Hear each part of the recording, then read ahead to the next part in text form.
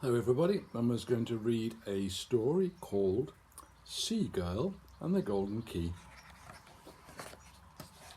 Many years ago, in the far south of China, a terrible drought came to a small village nestled at the foot of a high mountain.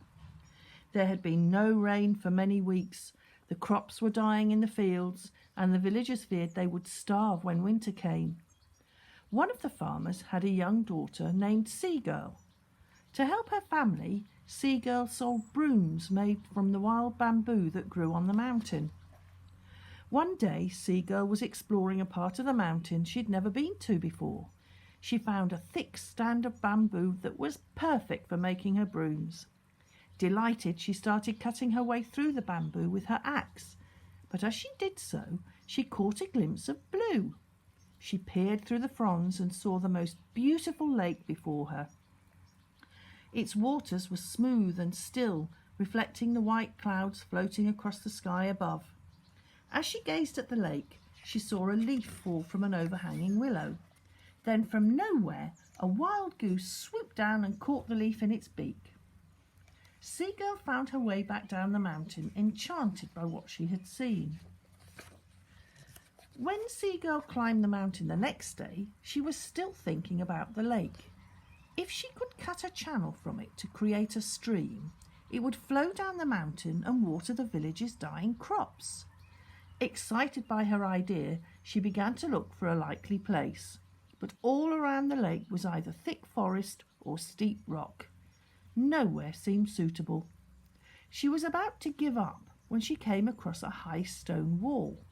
It was half hidden by leaves and covered in dark green moss, and Seagirl knew that the lake water must be on the other side of it.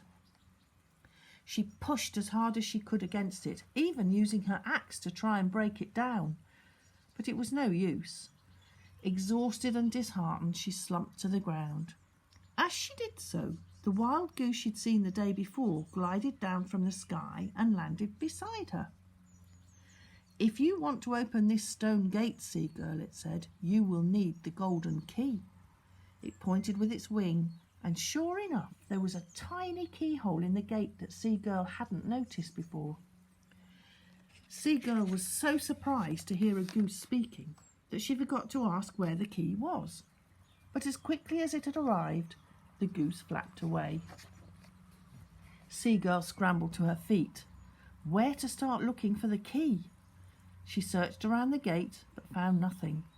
So she set off along the lake shore in hope of inspiration. After a while, she stopped to rest under a large cypress tree. Perched on a low branch above her head was a parrot with bright red and green feathers. The bird cocked its head to look at her. "Do you know where the key is, parrot?" she asked out loud, smiling to herself. "The Dragon King guards the lake," said the parrot. "He has the golden key." By now, Seagirl was so tired that a talking parrot didn't take her by surprise. "So how do I find him?" she asked. "You must summon his third daughter," said the parrot. "She's very lonely in the palace, and she will help you." And with that, it flew off into the forest. "That may be true," Seagirl muttered, "but how do I summon the Dragon King's third daughter?" "You must sing to her," said a voice from behind her. Seagirl swung round, and there stood a magnificent peacock, its tail spread in a dazzling fan of shining gold, green and blue. "Sing?" asked Seagirl. "That's right. Sing her the songs of your people, and she'll come to you from the lake." Then the peacock swept away, leaving a gleaming feather at Seagirl's feet. Seagirl picked up the feather, cleared her throat, and began to sing. Her strong voice carried across the still waters of the lake. As the last echo of her song faded away, she waited hopefully, but the Dragon King's daughter did not come. So Seagirl sang a different song, this time about the wind whistling through the bamboo. Still nothing. Then she sang of cherry blossom white as snow. Suddenly, a girl magically burst from the lake's shallows in a shower of crystal droplets. "How fascinating your songs are," she said. "I tried to resist them. My father doesn't allow us to meet mortals, but in the end I had to come."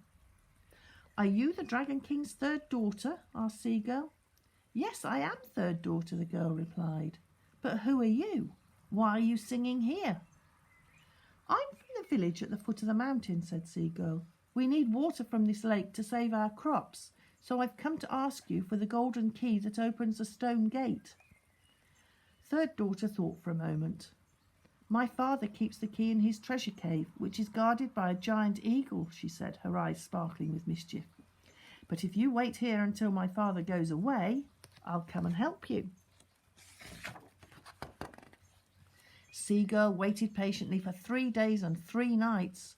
Finally, third daughter returned. My father has gone, she said, but we must be quick. She led Seagull to the Dragon King's treasure cave, and sure enough, perched high on the rocks above the cave's entrance was a giant eagle. We should sing to the eagle to distract it, whispered Seagull as they hid behind some reeds near the cave. So Seagull and third daughter took it in turns to sing the most interesting songs they knew. Curious, the eagle flew down to investigate. Third daughter crept away through the reeds, still singing, and the eagle followed, her captivating voice. Seagull stole into the cave and was dazzled by the glittering jewels and gold inside, but she ignored all the treasure and began searching for the key. It seemed an impossible task, but then she saw a small wooden box, plain and dull against all the shining gems. Could it possibly be in there, she thought? Holding her breath, she opened the box. A tiny golden key lay inside. Seagull ran out of the cave to third daughter, who immediately stopped singing. Losing interest, the eagle flew back to its lookout, and the 2 girls hurried back to the stone gate. They put the key into the lock and turned it. The gate ground opened, and water gushed from the lake down the mountainside to the village. It filled the pools and channels around the fields, while the villagers looked on in delight. Thanks to Seagull, they would never go hungry again. But now the water was coming too fast. Quickly, cried third daughter, we must close the gate or the village will be flooded. The girls put all their weight against the gate, but the water was too strong. They couldn't move the gate so much as an inch. Seagull cut down some bamboo to try to stem the flow, but it wasn't enough. I have an idea, said Seagull. She started to pile rocks into the gap.